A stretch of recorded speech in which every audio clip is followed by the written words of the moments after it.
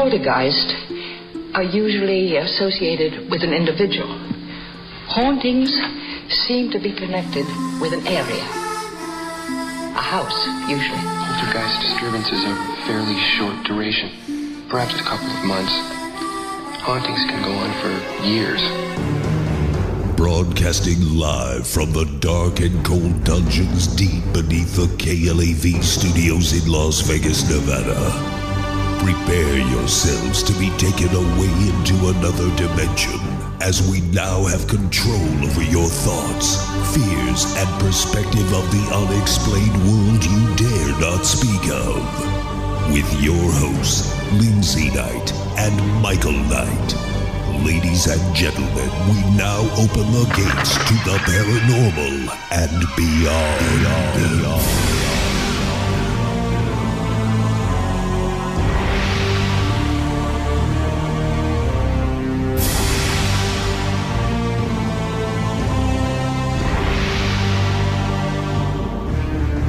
Broadcasting live from the KLAV studios in Las Vegas, Nevada, this is the Paranormal and Beyond. When it comes to one of America's oldest and most enduring national symbols, on which can be seen on the back of the U.S. $1 bill, the Great Seal of the United States have been misidentified, misunderstood, and misrepresented almost since the Continental Congress first commissioned the seal back in 1776. Still, to this day, the seal's identification has mystified many to come up with their own conclusions and interpretations, such as that of a Freemasonic Illuminati agenda, and all the way down to it containing hidden clues to a megalithic hidden treasure. But what exactly is the true message hidden in the symbolism within the Great Seal of the United States? In a moment, archaeologist and biblical researcher Karin Anderson will be joining us on the program to discuss her findings and conclusions to the real meaning plus significance behind the Great Seal of our United States. So get ready as we prepare to break the seal with Karin Anderson when we return right here on the Talk of Las Vegas, KLAV 1230 AM.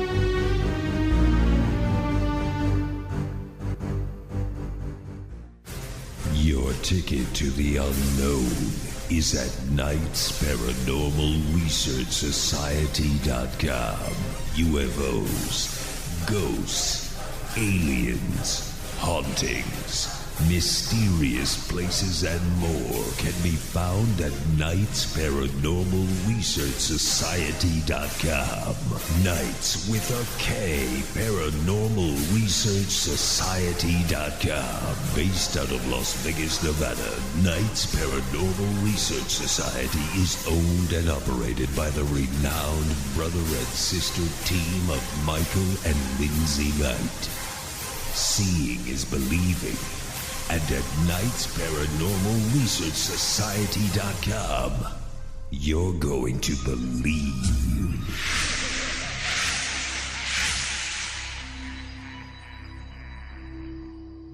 Join us every Monday, Wednesday, and Friday, 11 p.m. to midnight, for the Paranormal and Beyond. Join host Michael Knight and Lindsay Knight as they investigate the unexplained and most controversial mysteries of the world. The Paranormal and Beyond, where the paranormal lives on and conspiracies exposed. The Paranormal and Beyond, Monday, Wednesday, and Friday, 11 p.m. to midnight. Brought to you by KnightsParanormalResearchSociety.com.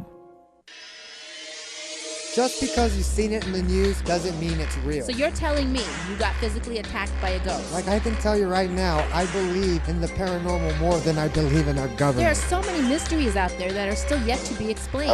You folks have some of your facts wrong, and you just keep talking about generalities. With all due respect, sir, you have not brought anything to the table to prove us wrong. This is the Paranormal and Beyond, and it's your show. Call us at 731-1230. Here again, Michael Knight and Lindsay Knight.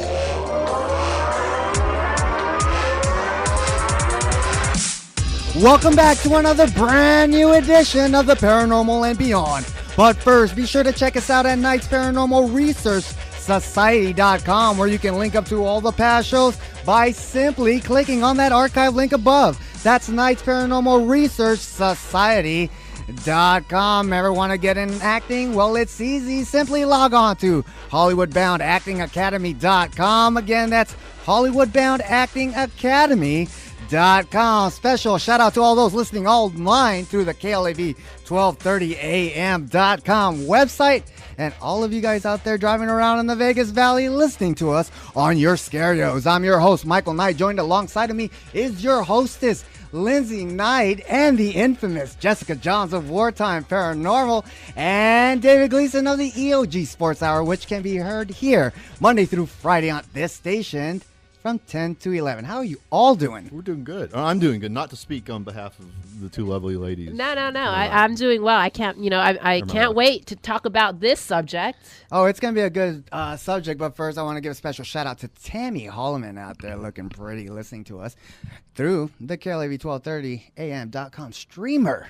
And she's about to hear about the Great Seal. And also, big special shout out to Tom Fridley out there, who'll be joining the cast of the Paranormal Beyond. And you might remember in movies such as, let's say, Phenomena and The Karate Kid and Jason Lives. So this guy is, he's our kind of peeps. So thank you out there for listening, and we welcome you to the program, and can't wait to get you behind the microphone. All right, we got a great show today because we're going to talk about the Great Seal. Karin Anderson is standing by, and this is a fascinating topic because there's a lot of, interpretations and symbolism in this, and it can go either way. All right, but we got Karin Anderson right here who's about to tell us, so let's get into it. Karin Anderson is a biblical and archaeological researcher who presents information that has been hidden in the Bible and or translators that may not have been focused upon.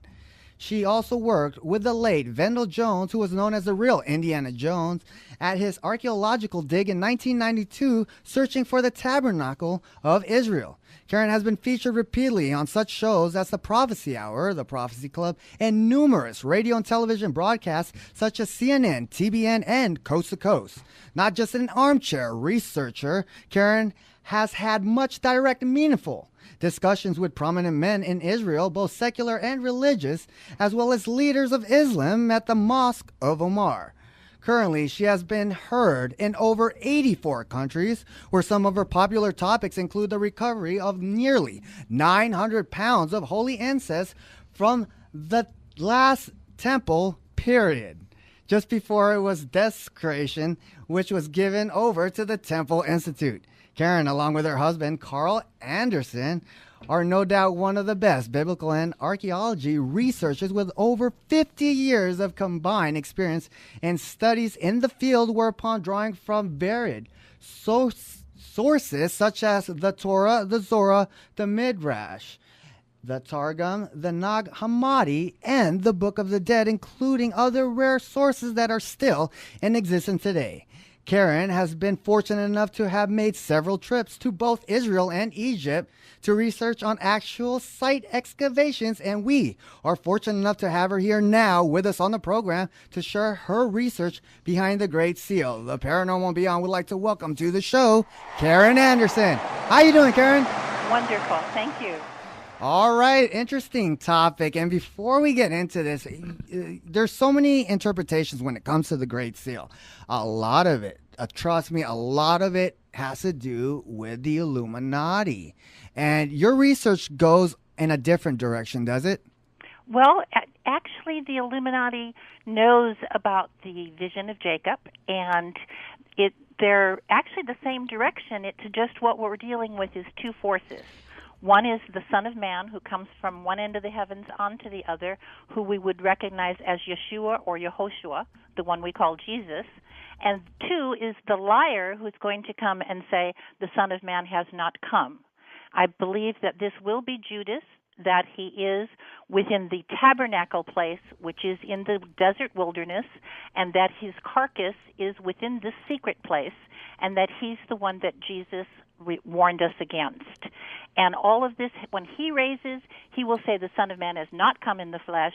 He will come in the name of the Lord, the Yud-He, Veh-He, but in a different application, saying that he is Yehoshua or Yeshua. Karin, I got to ask you this. You and your husband over 50 years doing this. What first got you into the study of, let's say, you only do not focus on, I've seen your website.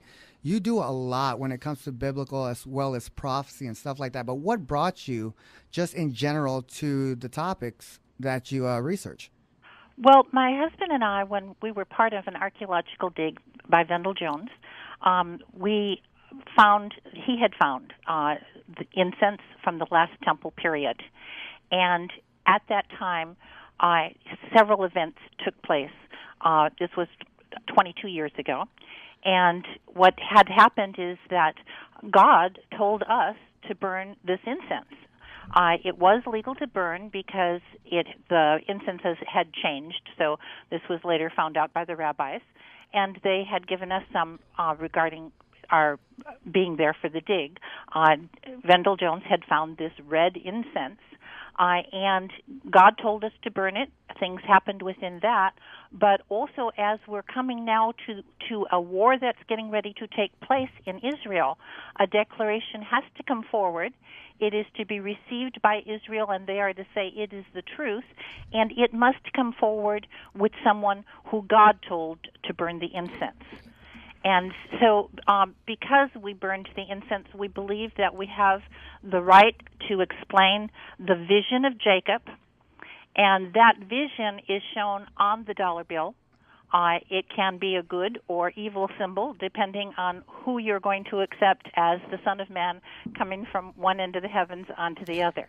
Okay, Karin, I have to ask this, okay, because of the interpretation of the dollar bill, okay, there's two sides of it. You have the eagle side, and then you have the infamous pyramid side with the all-seeing eye.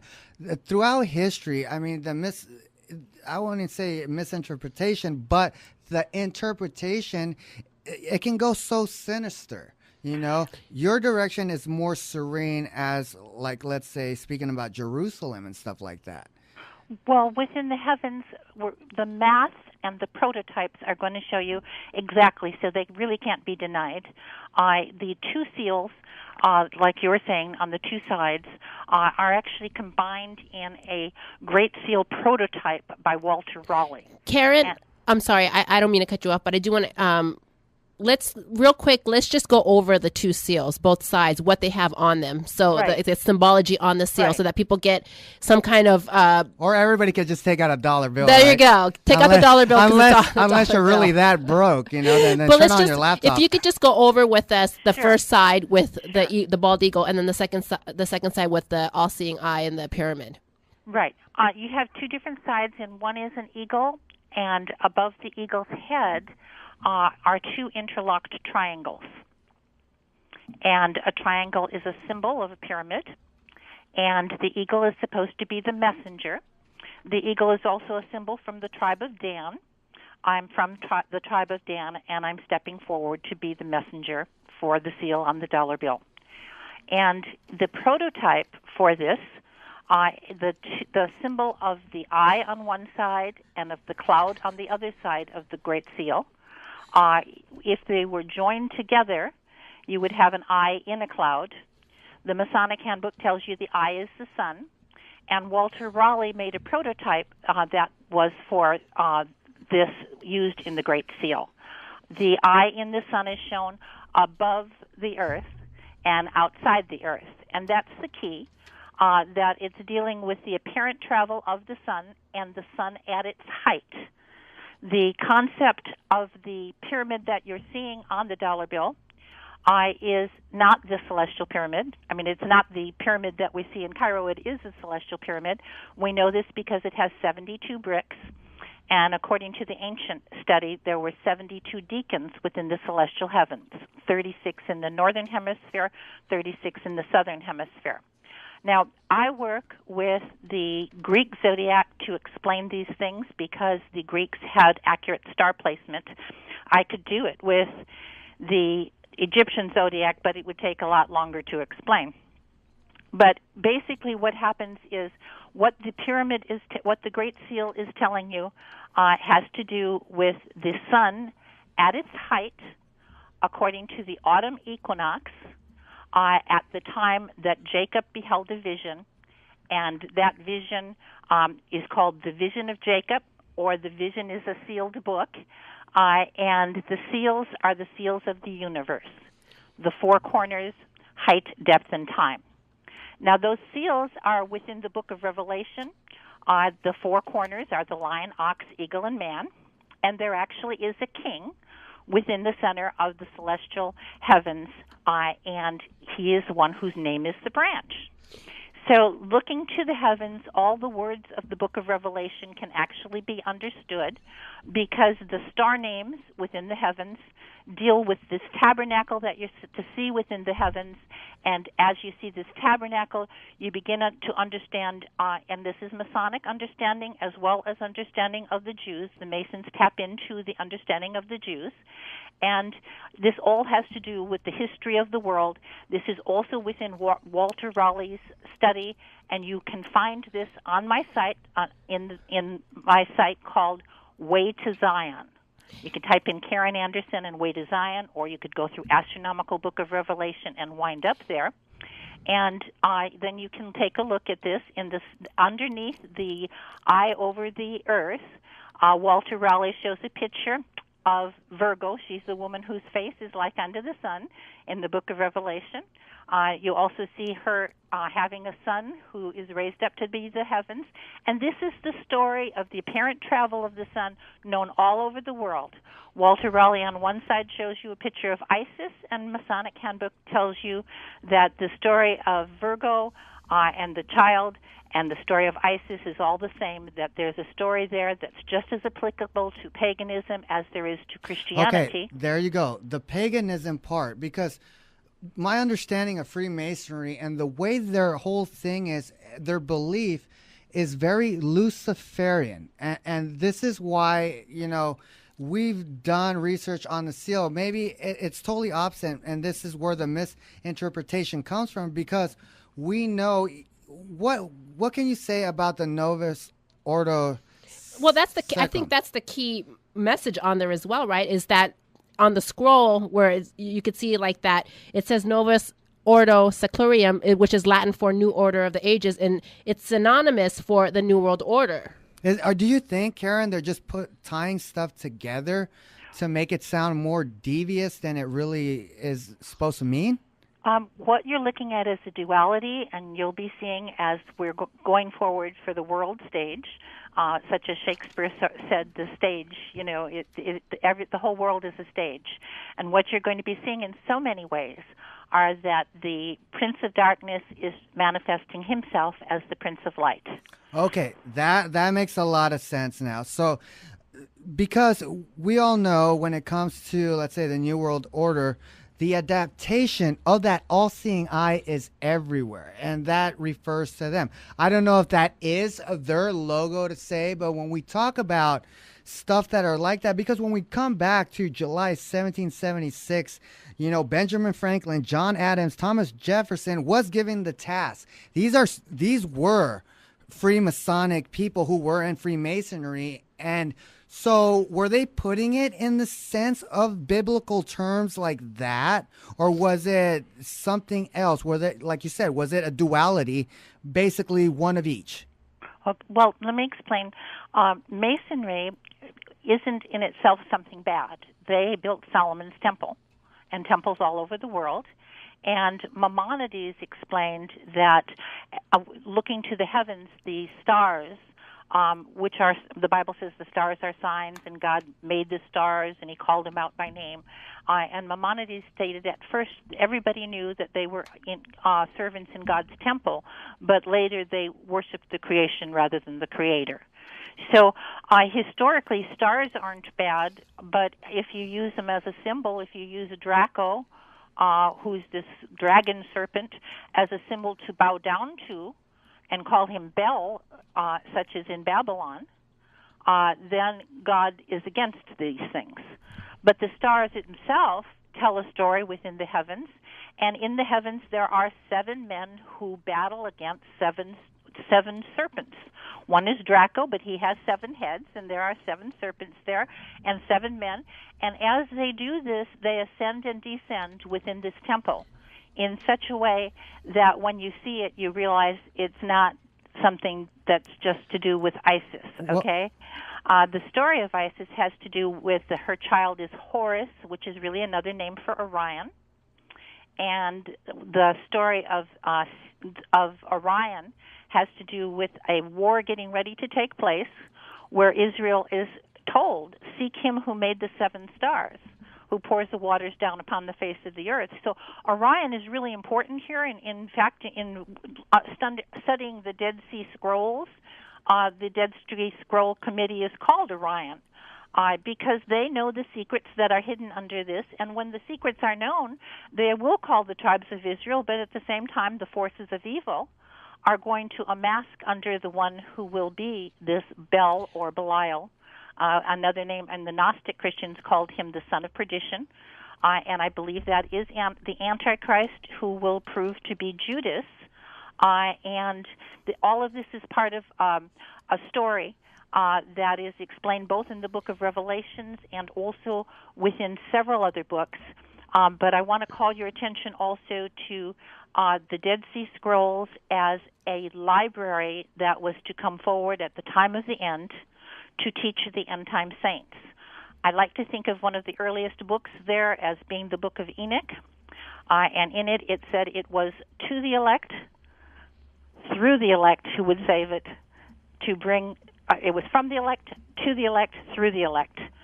So the elect were these people who were at Qumran, the true Zodakite priests, the only priests that David approved of.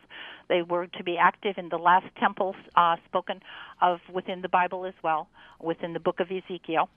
And these priests preserved documents that were to be given until the time of the end. Among the documents that were to be given was the sealed-up information of Daniel. You'll find the sealed information of Daniel within the War Scroll. And when it speaks of the majestic angel of Michael, this has to do with Orion, and Orion was called Horus. He was the child next to Virgo. There was a little child next to Virgo, woman and child, and that was called Horus. And when the Catholics went in to witness to the people in Egypt, they said, hey, that mother and child is Jesus and Mary. And celestially, the story is of Jesus and Mary. Okay. But it's, okay. Karin, what is the ultimate message on the Great Seal? The message of the Son of Man coming from one end of the heavens onto the other is the message that's given within the Sphinx as well. The Sphinx is the joining of Virgo and Leo. That's the joining of the Virgin and the Lion. And the Sphinx was called Ra Harmachicus, which means Horus of the 2 horizons. The child of Horus was seen actually 3 times within the heavens. One as this baby, a child, one as a young man, which was in the Greek zodiac, we see him as Ophiuchus, in the Egyptian Apibo, the chief who will come, who's at the top, and then finally Orion in his regular prose. They're all supposed to be Orion. According to the mythology they left us, it was Orion who was stung with the scorpion. He is the serpent holder being stung with the scorpion.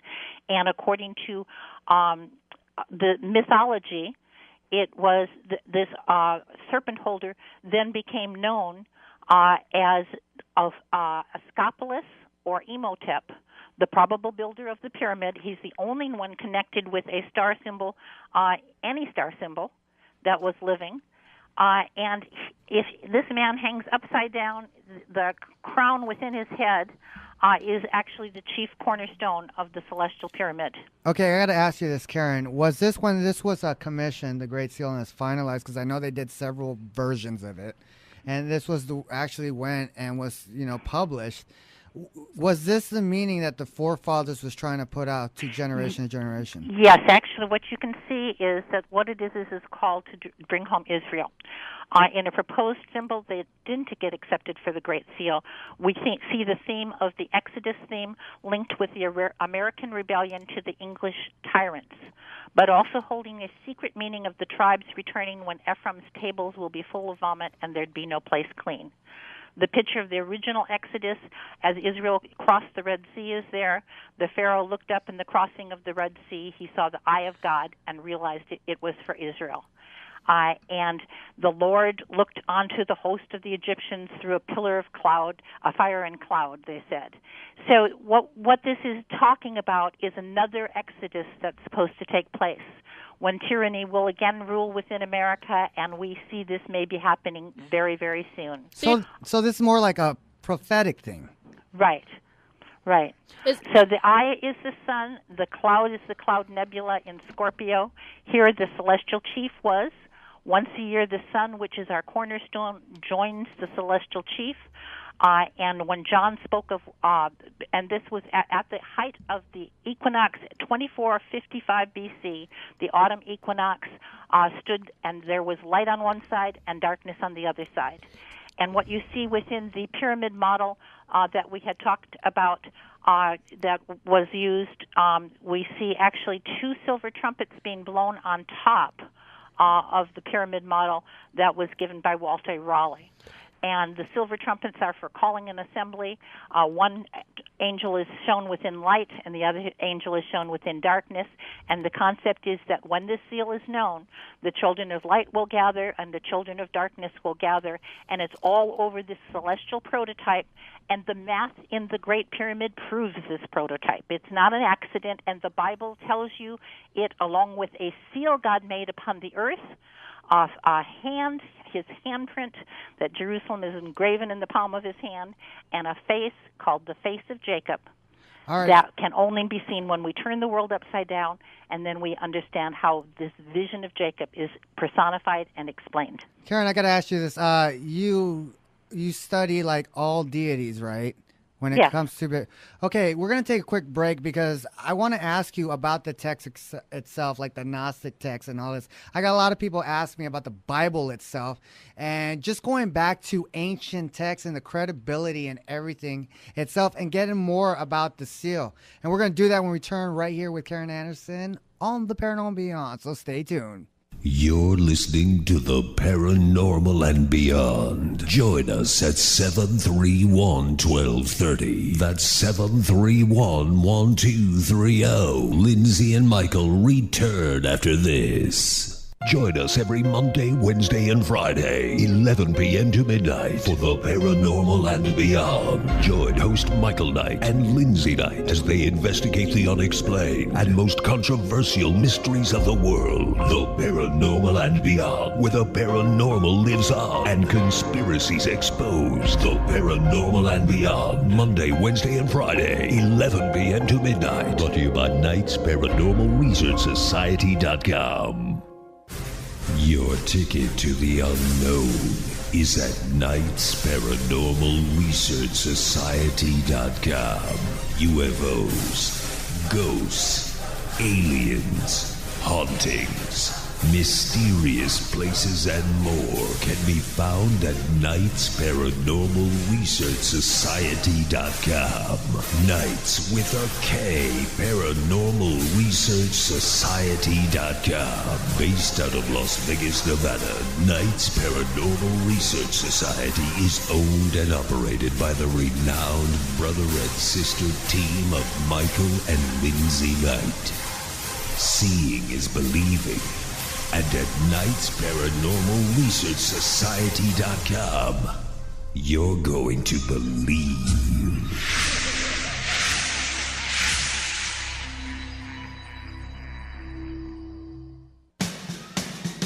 Hello, this is Robin Zanner. Hello, this is Rick Nielsen from Cheap Trick for RAD. Some people think it's fun to drive drunk, but that's unacceptable. Be smart. If you drink, don't drive. Think ahead and choose a designated driver. Remember, music lives, and so should you.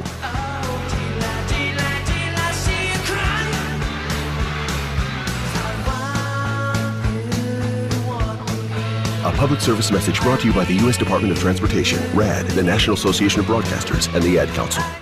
You are now in the mix with the Paranormal Beyond, only on KLAV 130 AM.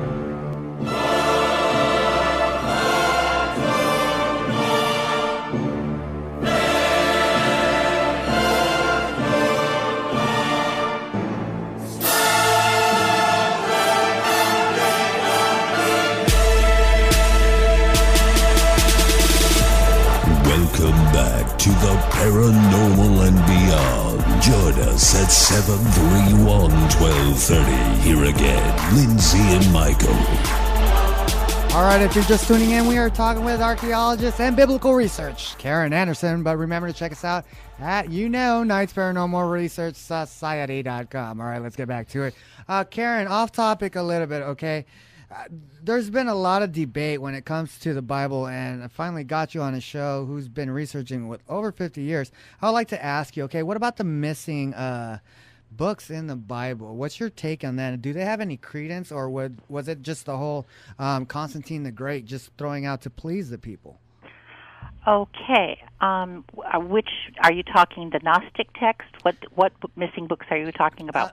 Well, it is said that there was like the Dead Sea Scrolls. Okay, there's more books to the Bible that didn't make it in the Bible, or scriptures, and scriptures that didn't make it in there. Like I think the Book of Thomas, and you have the Book of Mary Magdalene, and all these other things that didn't make it in there. So now it's basically more of a Gnostic thing now. Okay, let's start with the Gnostic text. If I had taken one of these college courses where they have it on CDs, and they went through the Gnostic text, and basically they just covered the stuff that was 2nd century, 3rd century, and they said all of it is bad and you could throw it all away, and I'm pretty much in agreement. When we go back to the 1st century documents, then we're getting to things you cannot throw away. They represent early Christianity, and you have to at least allow them on the table to look at. And some of these are like Hyperstation of the Archons, things you never hear about, and also Sophia Pistis. And in looking at these documents, they're talking about a story that has to do with creation, and this story is also within the Qumran sect. It's also within the Bible, and it has to do with the mold that is upon the face of the earth. I should mention that regarding any of these subjects, maybe a good place would be to start would be, I have 6 books on Kindle. One is called Qumran and Jacob's Ladder, and I'm not really trying to sell you the books. They wouldn't let us give them away. We got them at the lowest price. But what you can do on my site, which is A Way to Zion, you can look inside and read the preface and introduction, and that will give you the understanding of what we're talking here about. Karin, sorry to interrupt you, but you're an archaeologist. You've been out there, hands-on. There has been finds that at one point during Christianity, women did have their own temples, and they were women of power. Yeah, the women of power in the church itself. What was the shift in that, or do you even believe that was even a thing back in the day in the beginnings of Christianity? Okay, are you talking about women within the church? Yes. Are you talking about queens and kings? Or? No, women in the church, like basically practicing the word of Christ and putting out there, because there has been, they found old remains of churches where women basically ran the church and was the head figure of the churches back in the day. First of all, let's talk about Mary Magdalene. Supposedly, there is also stories that she was the woman of power at the time. Okay. As far as the stories of Mary Magdalene trying to say that she may have had sex with Jesus and that his child lived, I think this will be a major theme for the Knights Templars and when the Antichrist raises up. I don't believe that it fits. I've actually, historically, Mary Magdalene's grave isn't where they said, and it is by Galilee. So also regarding some of the doctrines that are within the scrolls themselves, they're dealing with creation and light that came upon a rock, that in Job it says God hung the earth upon a nothing, and there's a foundation stone that's in Jerusalem that's underneath the city, which has to do with the history of the whole earth. And that foundation stone has to do with a war that's getting ready to take place as well. In Psalms 83, it talks about a war that perfectly matches the War Scroll War. At the close of the Christian era, the true Zodakite priests of Israel left a scroll for us at the time of the end to be opened, and it tells us how to fight this war, the Psalms 83 war. In Psalms 83, it tells you it will be with Edom, Moab, the Amalekites, the Philistines, and the inhabitants of Tyre, and that Asher will be joined with them. They'll be holpen to the children of Lot. And within the War Scroll, it tells us the troops of Edom, Moab, Ammon, Philistia, and the troops of the kingdom of Asher, and supporting them are those who violated the covenant. Let me ask you this, Karin, because, let's just go back, let's just say, for instance, to the seal. And you were talking about, like within the symbolisms in there, and there's, it's so cryptic, but when people see and look at the seal, they see different things. And then, like Mike was talking about Luciferian, we talk about the Illuminati, we talk about the Masonic Way. Those are secret societies, different, the Rosicrucians. But they go back decades and centuries, and they practice the same thing over and over and over again, and they pass that down. Now, when they put it like on the dollar bill, let's just talk about Henry Wallace. Are you familiar with Henry Wallace? No. He was the vice president to Roosevelt at the time, and he's the one that made the decision to put the seal on the dollar bill. And there was actually the politician D. MacDonald who wrote a biography, and he actually wrote about Henry Wallace saying that just as Wallace thinks of America as an action destined by God to lead the world, so Wallace thinks of himself as a messiah, and that he was going to change the world, and that's what the Masonic people were planning on doing as the novice on the seal saying the New World Order. And when you talk about war, are we destined, and is that what they're actually going towards? Is that what we're doing? Is that what we're changing? Yes, we're talking about a war with gods and men. The Psalms 83 war is to be like unto a war with Sisera. It's in the book of Judges, and the stars fought in courses. The Masonic Handbook says the stars were imagined to fight in courses, and how to imagine this is the basis of this Great Seal. Within it, we're being asked if we are willing to fight a war with gods and men. And this was predicted by the Book of Enoch. He told you where it was going to be fought, and it would be fought by the Dead Sea, the deepest valley of the earth. The parables of Jesus are repeating the things within the Book of Enoch and telling you that there's going to come to place this war. The parables actually, as Jesus was opened his mouth in parables, he was translating from King David, where it says, I opened my mouth in parables, and it's talking about the secrets of the ancients. The secrets of the ancients were preserved by the Qumran sect, who were the elect, and that was to be brought forth at the time of the end within the celestial temple using the math in the pyramid and nothing else. You can find out exactly where it's placed because the measurements are telling you the star points. And once this is done, you can see the 40 required Yom Kippur sacrifices done not only within the book of Revelation, but also within the Song of the Sabbath sacrifices that King David wrote. And as you see these, it's supposed to lead to a war where the battle is going to be our steps with their steps. The Book of Secrets, which was in the Qumran community, explains they did not rescue themselves without the secret of the way things are. They're talking about a vision that's sealed up from you, for you've not understood the eternal mysteries. They go on and say, this is all ready to happen. It's a true oracle, and it shall be known to you. It cannot be averted. Okay, Karin, I heard you say this, right? You stated when the war, you said men and gods with an S at the end. More than one gods, or you're talking about just people who think they're gods? We're actually talking about angels. And also in the celestial heavens, what we're talking about is star characters.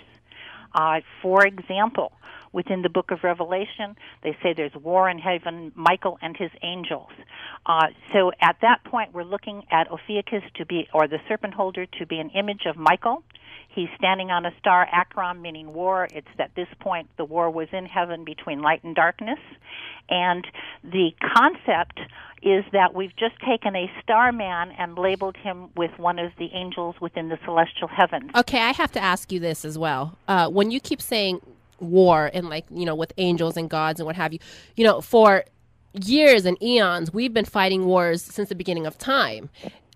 when you talk about this major celestial war, are we talking about like the coming of Christ coming back, or I mean, is this something like the Antichrist is coming, or the Antichrist, or is this extraterrestrial altogether? No, if Assad is the lion of Jeremiah 49, the Bible talks about a day when the lion of Syria will attack Israel. If he is the one who will attack Israel, there's only one date he can do that, and that would be March 20th, 2015. Because the day of the Lord is supposed to be a day that will be a solar eclipse, and it has to take place during the time that the lion and his two cubs, or would be sons, would be fighting in this war.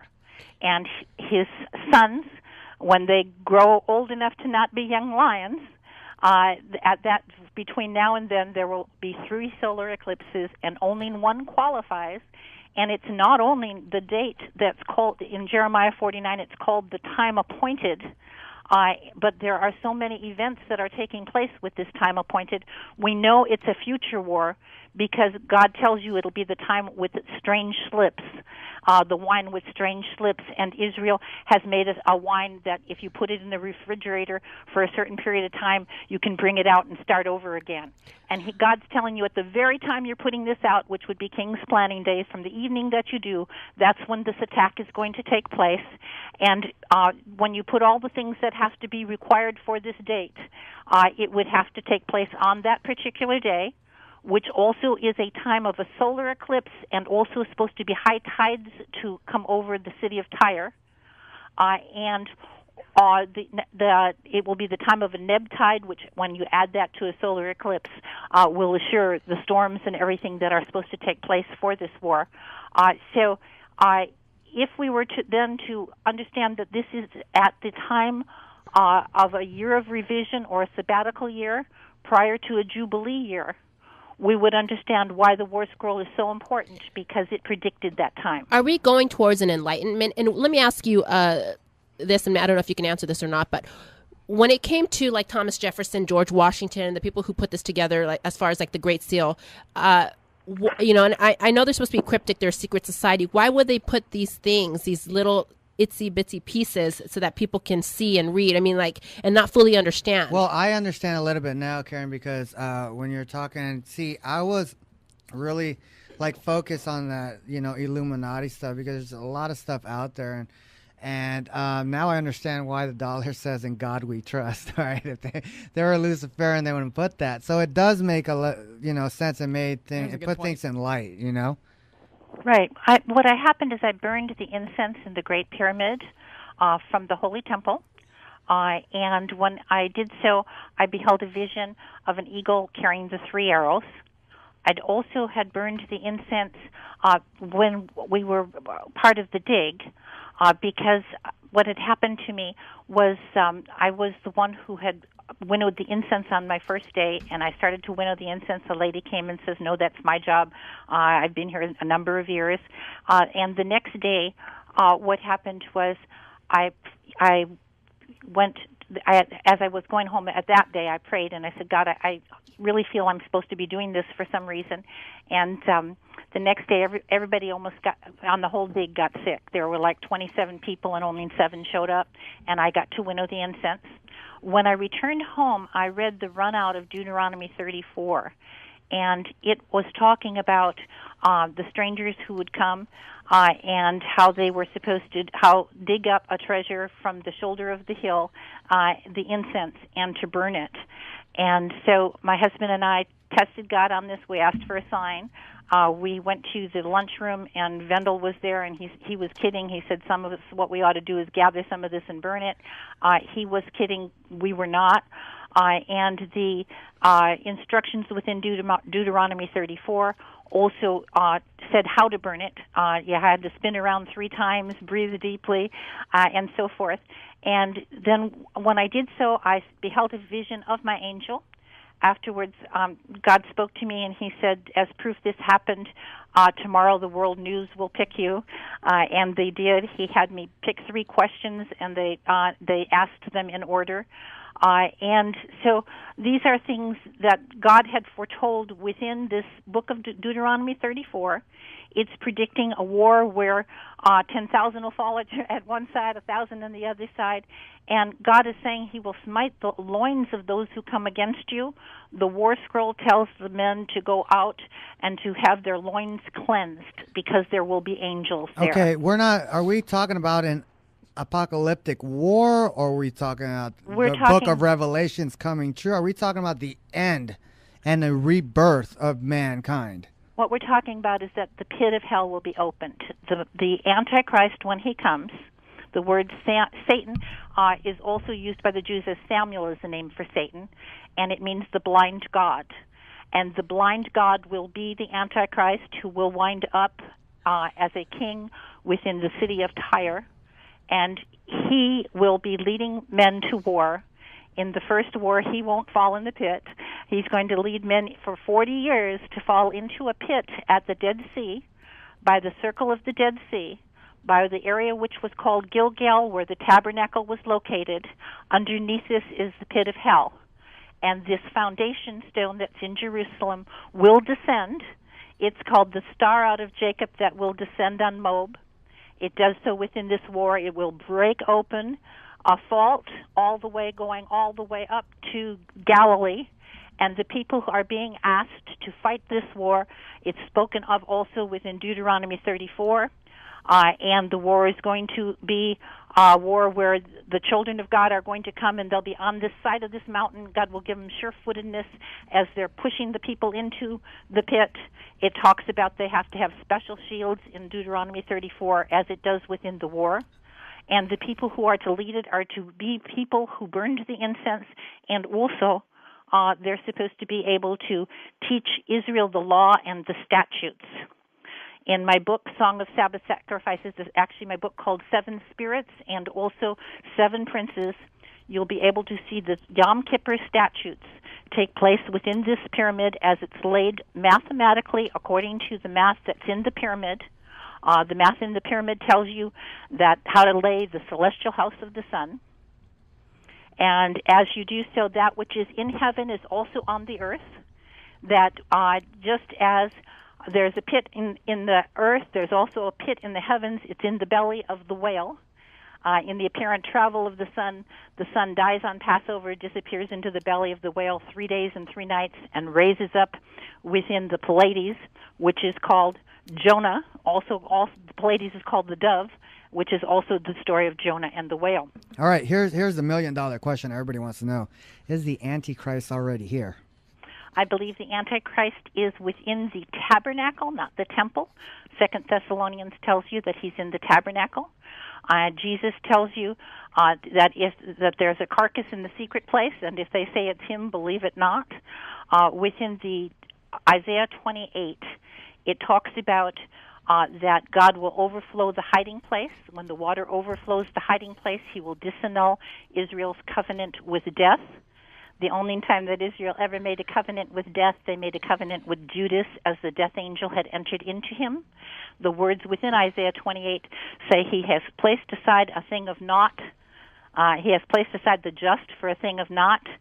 The copper scroll tells you within this tabernacle that the Zodak is placed, which means the just, and they took away his body and placed the thing of naught, which is instead Judas. Karin, I'm sorry, I don't mean to again stop you, but we talk about like religion with Jesus and God.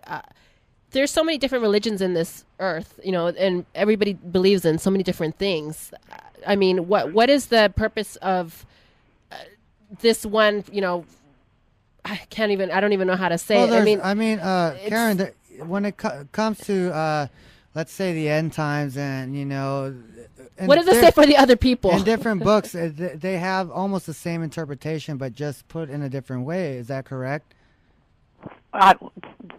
Who has the same interpretation? No, let's say like the Quran, other beliefs like that. Like, is there in their beliefs to a second coming? Because if it's just based on Christianity alone, then we're saying Christianity is the only truest religion on the planet. Actually, that's going to be true, and that God has proof to it. The idea goes back to the beginning of the earth. God said he foretold the end from the beginning. There is actually an image on the earth, and God said, I told you from the beginning, else you would say my idol had done it. If you look on my site, Astronomical Book of Revelation blog, you're going to see the image of a hand and a face. This hand and face are actually in Jerusalem, and they are to commemorate the vision of Jacob. And the vision of Jacob is this pyramid that's listed within the heavens. Makes a lot of sense because it's always, the Middle East, they're always fighting over the Middle East. Right, and this all has to do with this rock, and this rock is molded. Isaiah said, surely your turning of things upside down shall be esteemed as potter's clay, and he's talking about this face. And the face is called Peniel, which means the face of God. But when you translate it, it also is called, speaking, they shall be fearful because of the forefront of the face. And it's to appear at eventide, it translates to. And if you look at the land that is, you can see all of this on my site. You can see the face, you can see the hand, you can see the substrata of the bedrock. From satellite imaging, you can actually see that the face of Jacob has not waxed pale, as Isaiah said, but also that Jacob should not be ashamed. And this is speaking of that the root of Jesse. Isaiah 11 is talking the same war as Psalms 83, as with the war scroll. It tells you they'll fly on their enemies, so you know it's a future war. And it tells you that the root of Jesse shall be the banner to call the tribes of Israel. And it speaks that, woe unto you, who says of the Father, what begettest thou, or to the woman, what has you brought forth? And what you see within the forefront of the city of Jerusalem is an image of a penis. It is completely laid out, and it has two rocks. Scripture says, our rock is not their rock. The water gate, the proper position of the water gate, means semen juice or urine. And it was from this point that they would go, and on a special holy day, they would fill a pitcher with water. The high priest would come and he'd pour it out on the altar to show that the Son of God was to be poured out on the altar. Hezekiah's tunnel forms a line of circumcision across the palace. The muster gate means deposit, enjoin, deliver, to keep. The valley gate means to mount up, be risen, grow up, lifting up, and exalt. Nearby is En-Regal, meaning see the piss. It also is next to En-Gihon, which is the virgin spring, meaning to gush forward, to take an issue. It's of Milo, which means to overflow the gate. Of the east gate means to scrap or itch. The tunnel that leads to the pool of Siloam also means growing long, plant, sow, shoot a missile, stretch forth, put in, and take out. All right, Karin, we are running out of time. Tell everybody where they can visit your website and contact you. Very fascinating stuff. Okay, if you go to my website, you're going to be going to Astronomical Book of Revelation blog. More important, on that website you can go to there's about 1,000 pages of information, and you can go to Way to Zion, and that's where you can sign up to be part of the tribes of Israel. When Scripture tells us that when Babylon is destroyed, they shall ask the way to Zion. It also talks about Babylon's idols being destroyed, but God says, the portion of Jacob is not like them, he is my battle axe. And it's this portion of Jacob, this face, that in the war scroll is the dumb who will sing to teach the feeble hands for war. The war scroll is dedicated to those who will be learned in, it's written in the war scroll that these saints who will come will be learned in statutes, and they'll hear the voice and see the angels, and that's what I want you to see on my site. All right, thank you for being on the program. Quite fascinating stuff. And go visit her site because those pictures are there and blow you away. And everybody out there, thank you for joining us on this wonderful Monday. And everybody stay safe out there Tuesday. And I guess read your Bibles. All right, everybody stay safe. This is the Paranormal Beyond signing off.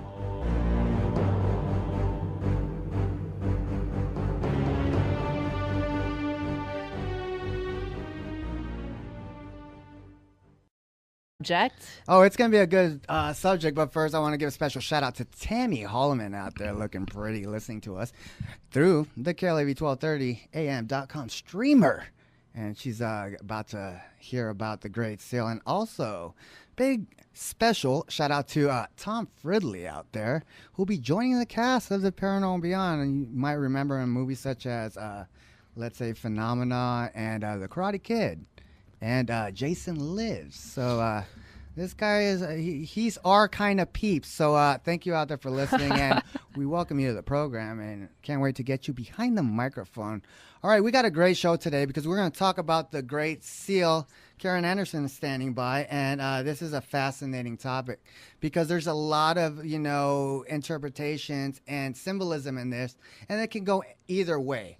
All right, but we got Karin Anderson right here who's about to tell us, so let's get into it. Karin Anderson is a biblical and archaeological researcher who presents information that has been hidden in the Bible and or translators that may not have been focused upon.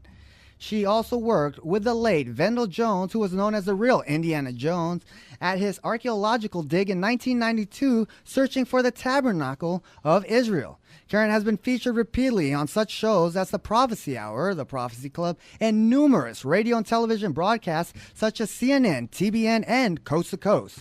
Not just an armchair researcher, Karin has had much direct and meaningful discussions with prominent men in Israel, both secular and religious, as well as leaders of Islam at the Mosque of Omar. Currently, she has been heard in over 84 countries, where some of her popular topics include the recovery of nearly 900 pounds of holy incense from the last temple period, just before it was desecration, which was given over to the Temple Institute.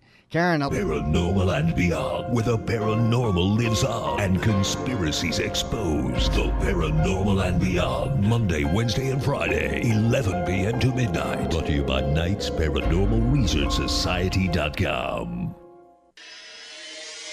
Just because you've seen it in the news doesn't mean it's real. So you're telling me you got physically attacked by a ghost? Like I can tell you right now, I believe in the paranormal more than I believe in our government. There are so many mysteries out there that are still yet to be explained. You folks have some of your facts wrong, and you just keep talking about generalities. With all due respect, sir, you have not brought anything to the table to prove us wrong. This is the Paranormal and Beyond, and it's your show. Call us at 731-1230. Here again, Michael Knight and Lindsay Knight.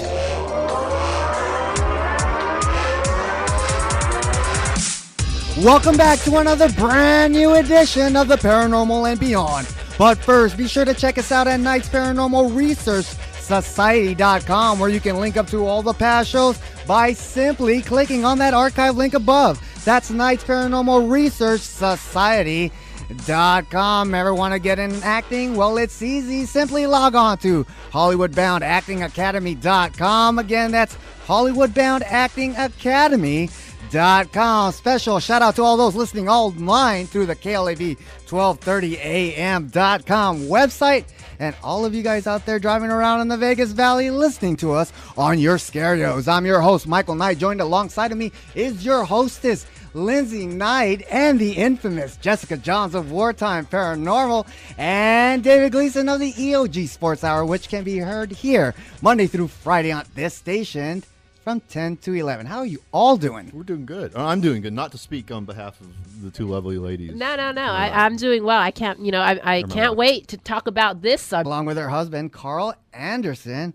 are no doubt one of the best biblical and archaeology researchers with over 50 years of combined experience and studies in the field, whereupon drawing from varied sources such as the Torah, the Zohar, the Midrash, the Targum, the Nag Hammadi, and the Book of the Dead, including other rare sources that are still in existence today. Karin has been fortunate enough to have made several trips to both Israel and Egypt to research on actual site excavations, and we are fortunate enough to have her here now with us on the program to share her research behind the Great Seal. The Paranormal and Beyond would like to welcome to the show Karin Anderson. How you doing, Karin? Wonderful. Thank you. All right, interesting topic. And before we get into this, there's so many interpretations when it comes to the Great Seal. A lot of it, trust me, a lot of it has to do with the Illuminati. And your research goes in a different direction, does it? Well, actually, the Illuminati knows about the vision of Jacob, and they're actually the same direction. It's just what we're dealing with is two forces. One is the Son of Man, who comes from one end of the heavens onto the other, who we would recognize as Yeshua or Yehoshua, the one we call Jesus. And two is the liar, who's going to come and say, the Son of Man has not come. I believe that this will be Judas, that he is within the tabernacle place, which is in the desert wilderness, and that his carcass is within the secret place, and that he's the one that Jesus warned us against. And all of this, when he raises, he will say the Son of Man has not come in the flesh. He will come in the name of the Lord, the Yud-He-Veh-He, but in a different application, saying that he is Yehoshua or Yeshua. Karin, I got to ask you this. You and your husband over 50.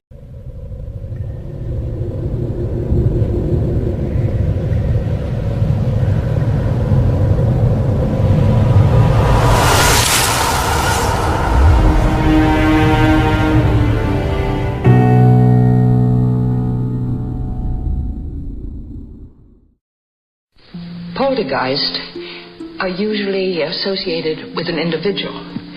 Hauntings seem to be connected with an area. A house, usually. Poltergeist disturbances are fairly short duration, perhaps a couple of months. Hauntings can go on for years.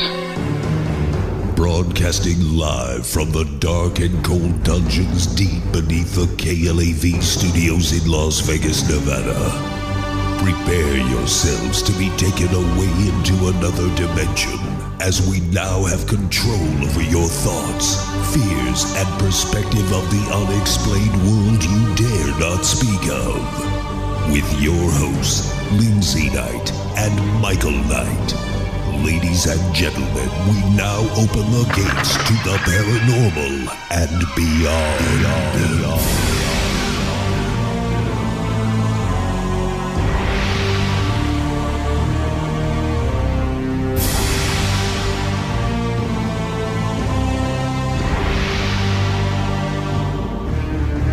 Broadcasting live from the KLAV studios in Las Vegas, Nevada, this is the Paranormal and Beyond. When it comes to one of America's oldest and most enduring national symbols, on which can be seen on the back of the U.S. $1 bill, the Great Seal of the United States have been misidentified, misunderstood, and misrepresented almost since the Continental Congress first commissioned the seal back in 1776. Still, to this day, the seal's identification has mystified many to come up with their own conclusions and interpretations, such as that of a Freemasonic Illuminati agenda, and all the way down to it containing hidden clues to a megalithic hidden treasure. But what exactly is the true message hidden in the symbolism within the Great Seal of the United States? In a moment, archaeologist and biblical researcher Karin Anderson will be joining us on the program to discuss her findings and conclusions to the real meaning plus significance behind the Great Seal of our United States. So get ready as we prepare to break the seal with Karin Anderson when we return right here on the Talk of Las Vegas, KLAV 1230 AM.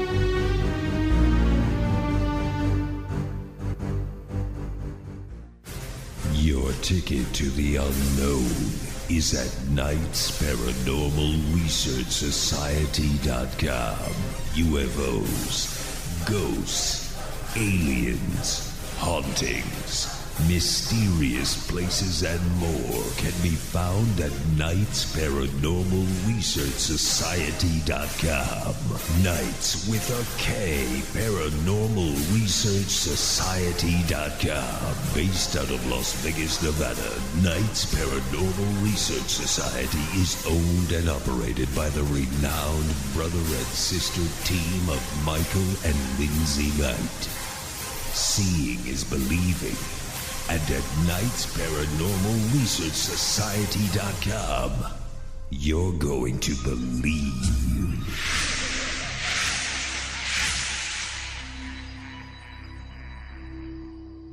Join us every Monday, Wednesday, and Friday, 11 p.m. to midnight for the Paranormal and Beyond. Join host Michael Knight and Lindsay Knight as they investigate the unexplained and most controversial mysteries of the world. The